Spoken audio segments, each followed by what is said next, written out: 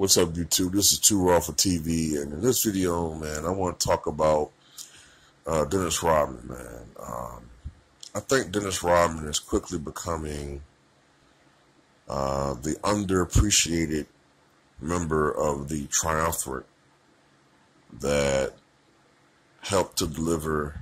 Wasn't just them, don't get me wrong, it was other players too, but they were the 2-3 main guys that helped the Chicago Bulls deliver 3 consecutive championships in the late 1990s. And Michael Jordan, of course, gets his due. Maybe too much sometimes. Scottie Pippen does receive credit for his role in those championships. But Dennis Rodman, I don't think he gets as much credit as he should. And don't get me wrong. Compared to Scottie Pippen and Michael Jordan, Dennis was rather limited. He was not a great offensive player, nor did he ever try to be, for the most part. There were moments when Dennis would like to step back and shoot 3-pointers and things of that nature, or step back and take a jumper.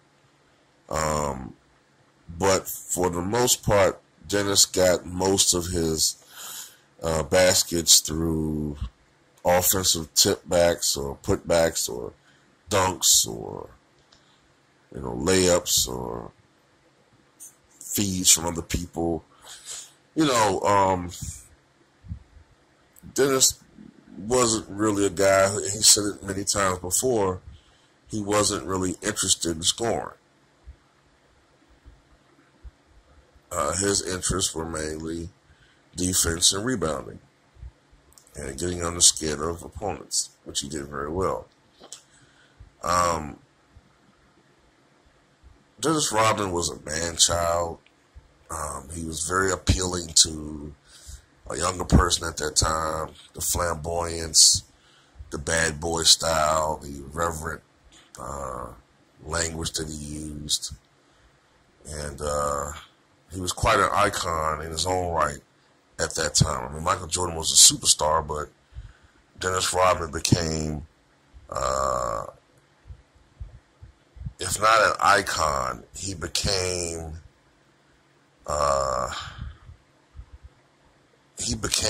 a personality in his own right. And he reinvented himself by the time he was with the Chicago Bulls. He became a member. Interesting, man, like, when he was with the Detroit Pistons, I didn't like him. Okay, he was a Detroit Piston. They used to give the Chicago Bulls hell. And I didn't like him. And I remember what he did to Scottie Pippen in that playoff series. And, then I remember how Dennis Rodman kind of mentally self-destructed for a while. And while he was leading the NBA in rebounding, he would go on to lead the NBA in rebounding for 7 consecutive years. Mentally and psychologically, Dennis Rodman was a very tortured person. He's admitted or claimed, however you want to look at it, that he very nearly took his own life, I believe back in 1993. But ultimately decided against doing so. And Dennis Rodman had a very successful tenure with the Detroit Pistons. Okay, led the NBA in rebounding in 91, 92, and 92, 93 at 18.7 and 18.3 boards per game, respectively. Numbers that we hadn't seen since the days of Wilt Chamberlain and Bill Russell. But and he also won 2 consecutive Defensive Player of the Year awards.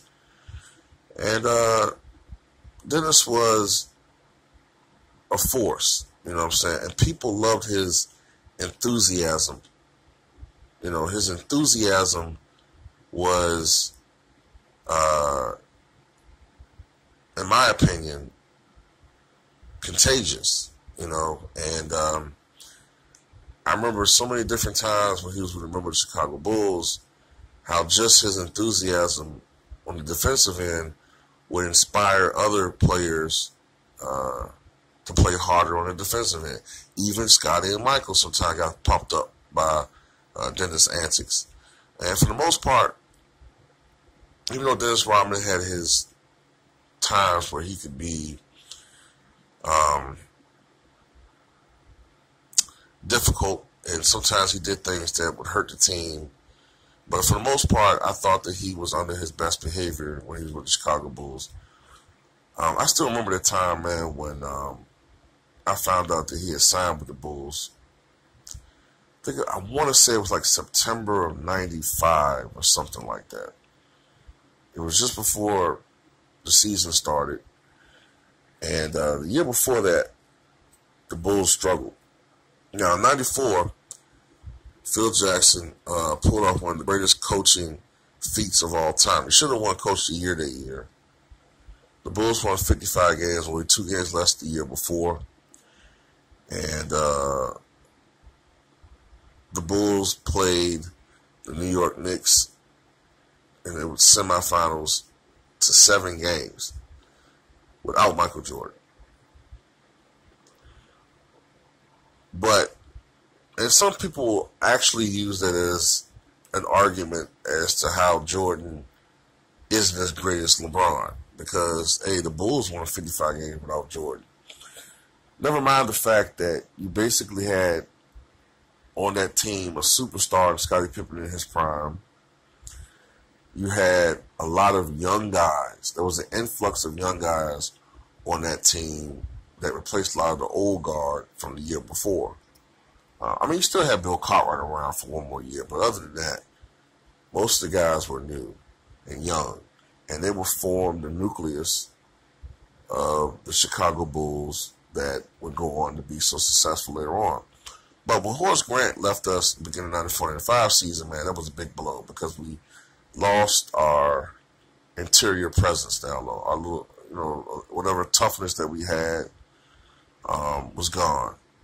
A rebounder, post defender. And we couldn't replicate that. And that hurt us in the playoffs. I remember the Bulls consistently got out-rebounded due to the lack of a player of that magnitude. So when I found out we got Dennis Rodman, I thought, okay, well, the rebounding problem should be solved. Interestingly enough, at that time, I was more concerned about Michael Jordan. Like, is Jordan going to be the guy that, is he going to be anywhere near what he once was? Because during the 95 playoffs, we saw that Jordan could be human at times. He wasn't the super player that he had been before.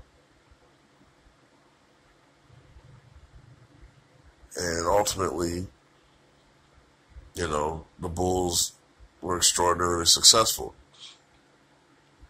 But Dennis, man, was the greatest, in my opinion, man. It's just my opinion. Some people might not agree with this, but to me, Dennis Rodman is the greatest rebounder I've ever seen, man. Yeah, Andre Drummond can grab just as many boards. The era helps, of course, the fast pace. But Andre Drummond can grab 15, 16 rebounds a game like Dennis did. But the difference is Rodman was doing this in an era where teams still routinely only averaged 85 points a game, 90 points a game, and that was like within the league average. A slower pace. And Rodman could get 17, 18, 19 rebounds, but then there'll be 10 other boards he barely missed.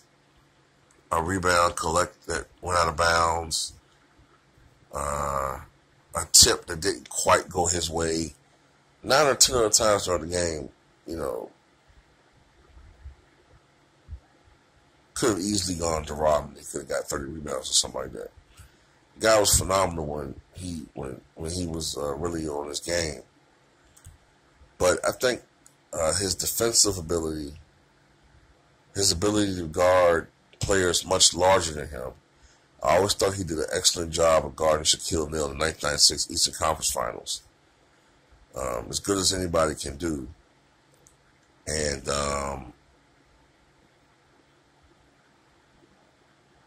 Dennis, to me, man, he was unbelievable. And you can make a great argument that he should have won Finals MVP in 1996. I mean, Michael still was Michael to an extent, but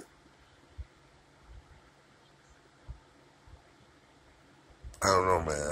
I really do think that Dennis Rodman is not appreciated enough for some reason in today's era. But this is a guy that's a 5-time NBA champion, 7-time rebounding champion, 2-time Defensive Player of the Year winner. And yeah, his game was limited.